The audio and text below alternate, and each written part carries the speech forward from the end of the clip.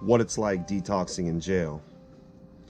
It was one of the most trying times in the beginning of my recovery. I spent so long in them streets shooting dope.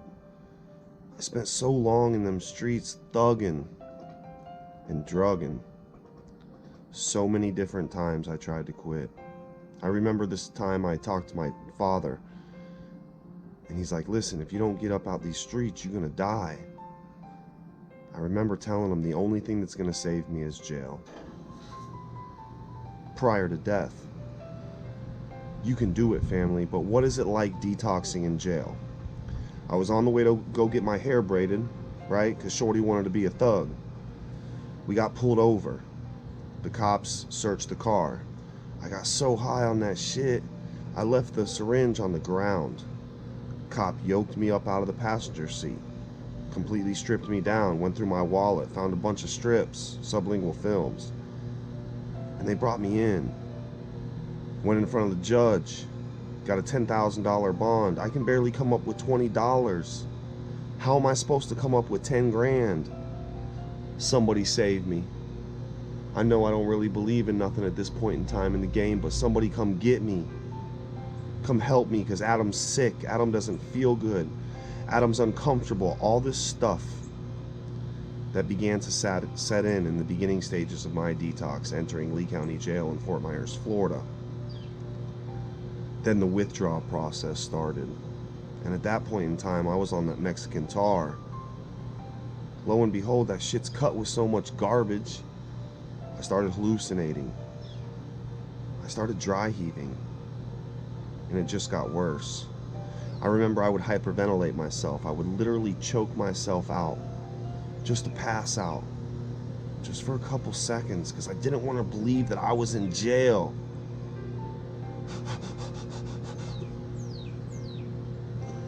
And then I would wake up. And I would wake up. No matter how many times I hyperventilated myself, I would still wake up and I'd still be in the spot that I put me in. The detox process in jail was one of the most horrible things I'd ever experienced as an adult. Couldn't use the bathroom because opiates constipate you. I had 30 days worth of trays inside me. 30 days worth of trays. 3 trays a day. I had 90 jail trays inside me before I could even use the bathroom once. I was all bloated. I was feeling like total garbage. The toilets in there sound like jets taking off. Whoosh. Insomnia, restless legs. I'm on the top bunk flopping like a fish. I remember this dude next to me in the bunk up top. Real cool dude, man. He actually let me hold a couple pieces of candy because I was on indigent status. Didn't have no money. Damn sure didn't have no connections to get my ass out of the place I put me in, or some money on my books. He gave me a couple pieces of candy, and for 1 or 2 nights I would just leave the candy in my mouth and let it dissolve. I remember I was averaging like 2 hours a night sleep in between toilets flushing and the slides clacking on the floor, clack, clack, clack, clack, clack, clack, as everybody's going to take a piss 72 times a night because there's like 80 of us in dorm 11 in Lee County, Florida. I opened a couple different books. I started talking to a higher power, which I didn't even really necessarily believe in at that point in time, because I was my higher power. The shit I was doing out there in them streets was all about me. Me. Adam the addict. If it ain't about me, if it ain't about my feelings, if it ain't about me scamming, lying, stealing to try to get $20, then I wasn't about it. Jail saved my ass.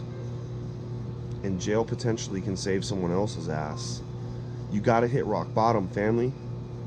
Only problem is, rock bottom's got a couple basements. What that means to me is that means death. My brother Robbie died the day before my 3-year sobriety date. I got a phone call while I was inside. My homeboy Baxter got released. I'll never forget it. The police, the CO, said, "Baxter, you ready to go?" Baxter was like, "Hell yeah, I'm ready to go." Baxter went out in them streets, shot a bag from the connect we was messing with, and died. because he was in there for like 2 months and his tolerance diminished almost to nothing. Went back out there thinking he could get down like he used to got down, and instead of getting down, he got put in the ground. Detox in jail, man. It was a miserable experience. Detox in jail saved my life. I'll never forget it. They gave me a mat, right? Because you get a mat that's like this big, right?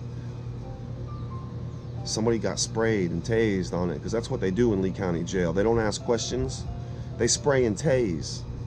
So I just so happened to inherit a mat with mace on it, oil base, so that shit don't go away. I'm laying on this mat, withdrawn from dope, and my whole eyes, my whole everything's being irritated from the mace on my mat. I didn't get off that mat till I got sent out to the tents. If it wasn't for that detox process, maybe, just maybe, it couldn't have got through this thick ass head of mine, right? Because your average addict is excessively stubborn. Your average addict don't care about a whole lot but the next fix, but them. That mace saved my life. That heroin charge saved my life. I remember I got out of jail after detox and did 69 days inside, right? They offered me a year paper or another week. Without hesitation, I took that year paper. You know how many people was like, oh, you're gonna fail. The state probation program is designed to keep you down.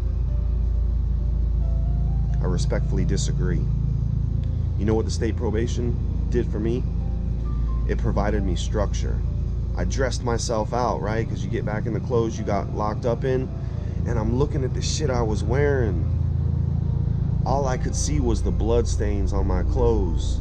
All I could see was holes in my underwear because I couldn't get to a filter for the spoon quick enough, so I would just rip off a piece of cotton from my underwear.